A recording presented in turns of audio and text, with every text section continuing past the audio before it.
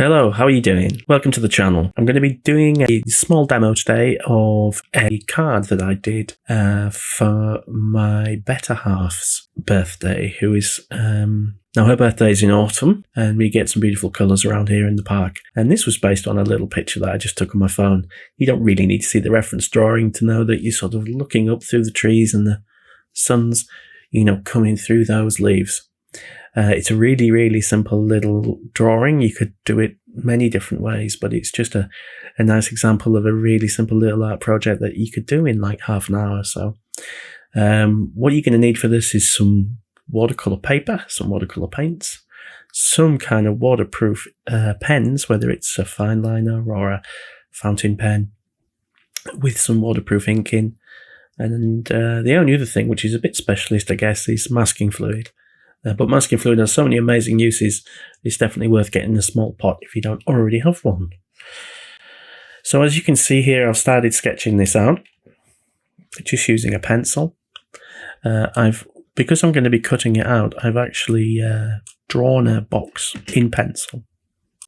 Really helps me keeping it sort of constrained within that box. But the reason why I've put the box here, which is not something I normally do, is because obviously I'm trimming this to go on the front of a greetings card. So the drawing of this is pretty straightforward. You obviously have some larger leaves in the foreground, and then as we get a bit further up in the tree, they're going to get smaller and smaller, but you don't really want to do loads. You just want to give an idea of the sort of layers, really. It's pretty straightforward. So as far as the line work concerned, I've started with quite a thin fine liner. I think this is a 0.2.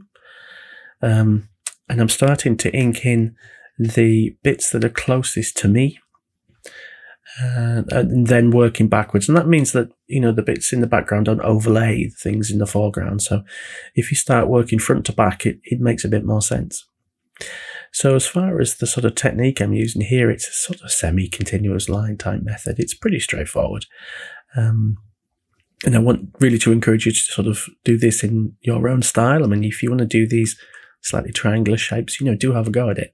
But don't feel you have to copy my style. That's not really the point of this video. The point of this video is just to give you a little bit of an idea of a simple-ish piece of art you could do in an hour on an evening. And just an idea of just how to do some simple watercolour washes, really.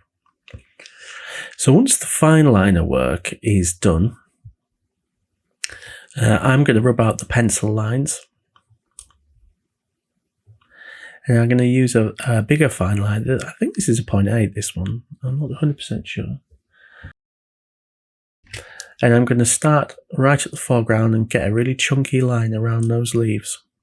Now, it's those two big leaves that are in the foreground. They're the main ones we're looking at. Now, once we've done that, and we've obviously sketched in... So once we've got those two thick lines around those big trees, I'm going to go in and I'm going to cover each one of those leaves with masking fluid using a very thin brush there. Now, it may seem like a bit of a fiddly job, but in fairness, if you sort of just put your head down, you can do that in 3 or 4 minutes, really.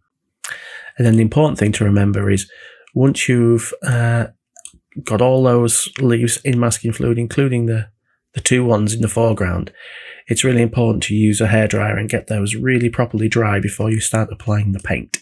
So for the paint here, what I'm using is just a really simple a wash of French ultramarine with a bit of cobalt in, I think. And you want a sort of rich dark blue because it's that winter sky, that really deep blue winter sky. That's what I'm going for.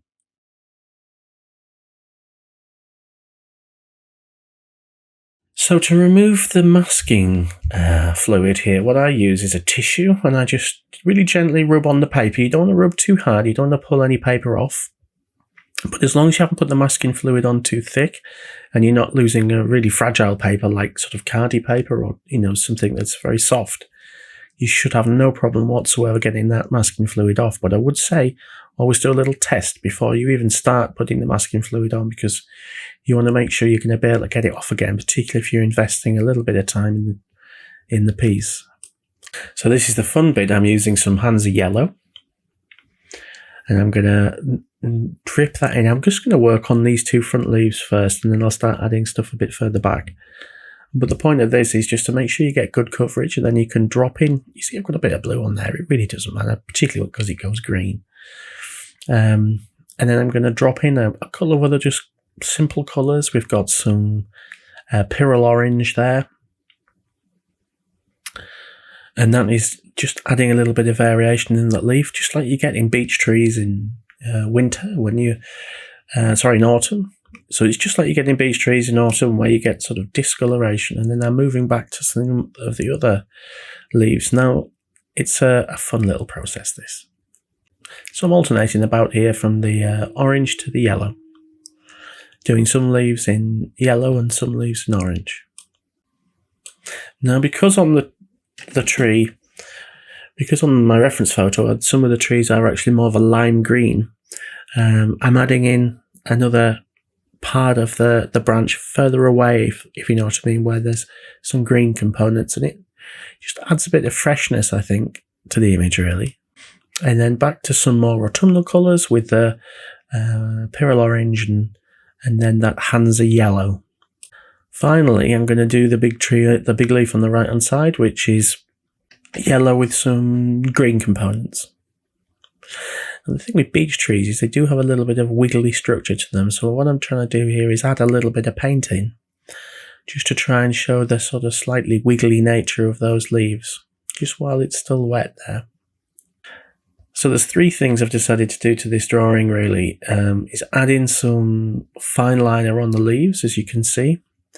I've boosted the outline of those two front leaves, and I've also boosted some of the branches a little bit, made them a bit more twiggy. And then really it's just a case of cutting that out and putting it on the card, but it turned out quite nice. So it looks nice in the end. Nice in the bit sort of abstract, but a lot of fun. I hope you enjoyed that. We'll see you again. Bye-bye.